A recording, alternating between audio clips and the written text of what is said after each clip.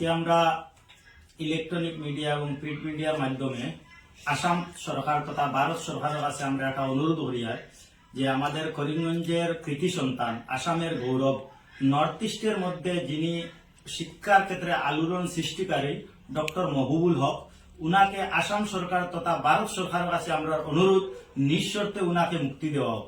কারণ উনাকে আজ থেকে প্রায় 3-4 দিন আগে উনার গৌহাটি বাসভবন থেকে রাত্রে প্রায় 1 ঘটিকার সময় পুলিশ উনাকে উঠিয়ে এনেছে করিমগঞ্জে। তাই আজকের দিনে আমি বুক ফুলিয়ে এটা কথা বলতে পারবো যে আসাম তথা নর্থ ইস্টের মধ্যে যিনি শিক্ষা নিয়ে দিন রাত চিন্তা করেন, উনার নাম হলো মহবুবুল হক। উনার প্রায় 30 বছর জীবনকাল সেই শিক্ষার দিকে গিয়েছে, শিক্ষার জন্য উনি কাটিয়েছেন। উনি আমাদের জনসাধারণের জন্য, স্টুডেন্টের জন্য মেডিকেল কলেজ থেকে শুরু করে ইউনিভার্সিটি, বিভিন্ন শিক্ষা প্রতিষ্ঠান উনি তৈরি করেছেন। তাই উনি একজন দক্ষ শিক্ষাবিদ। তাই উনার মাধ্যমে আমি আশা রাখি আমাদের আসাম তথা নর্থ ইস্টের শিক্ষার অগ্রগতি বাড়বে, এটা আমি আশাবাদী। কিন্তু অতি দুর্ভাগ্যজনক উনার উপর যে একটি তকমা লাগিয়ে উনাকে ঘর থেকে পুলিশ উঠিয়ে এনেছে, এটা বহুত দুর্ভাগ্যজনক।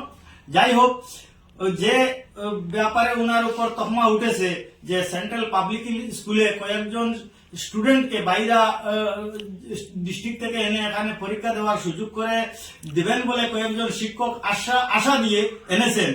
যদি এটা সত্যি হয়ে থাকে, আর সঙ্গে একটা কথা উঠেছে যে উনাদেরকে কি টাকা দিয়েছেন বা টাকার বিনিময়ে ওনারা মার্ক দিবেন বা টাকার বিনিময়ে নকল করার সুযোগ দিবেন। যদি ছাত্ররা টাকার বিনিময়ে এখানে পরীক্ষা দিতে আসে, তাহলে আমার কাছে প্রথম দোষী হবে ছাত্ররা। কারণ ঘুষ দেওয়া আমরা জানি অপরাধ, ঘুষ লওয়া অপরাধ।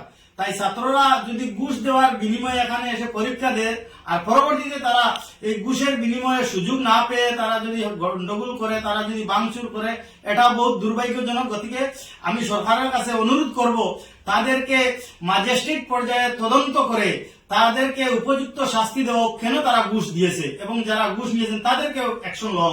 কিন্তু দুর্ভাগ্যজনক কথা হলো মহবুবুল হক স্যার, তিনি তো এই এত নিচের দিকে তিনি নামেননি।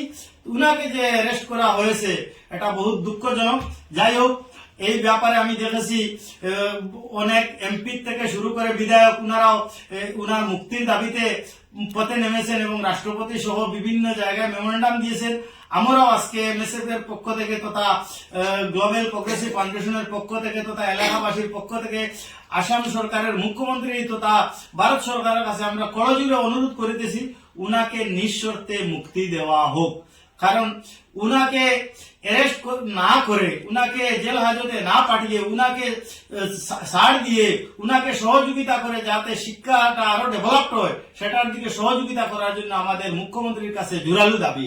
এবং আমরা দেখেছি মুখ্যমন্ত্রীর সাথে উনার যে বন্ধুত্ব সুলভ আচরণ, কিছুদিন আগে উনি ইউনিভার্সিটিতে গিয়েছেন, এখানে উদ্বোধন করেছেন, একসাথে ছিলেন, এটা আমরা দেখেছি। পরবর্তীতে কি এটা ব্যাপার নিয়ে সমস্যা হয়েছে, আমি মুখ্যমন্ত্রীকে অনুরোধ করব এই ব্যাপার আপনি না ধরে উনাকে ছোটখাটো সমস্যা যদি হয়ে থাকে এটা মাপ দিয়ে উনাকে কিভাবে আরো সমাজের বেশি কাজ করতে পারেন এবং শিক্ষার দিকে অগ্রসর হতে পারেন, এটা নিয়ে আপনি একটু চিন্তা করেন এবং উনাকে যাতে কম সময়ের মধ্যে ছাড় দিয়ে আমাদের সমাজের মধ্যে ফিরিয়ে দেন এবং সমাজের কাজ করার সুযোগ করে দেন, এটা আমরা জোরালো দাবি জানাচ্ছি।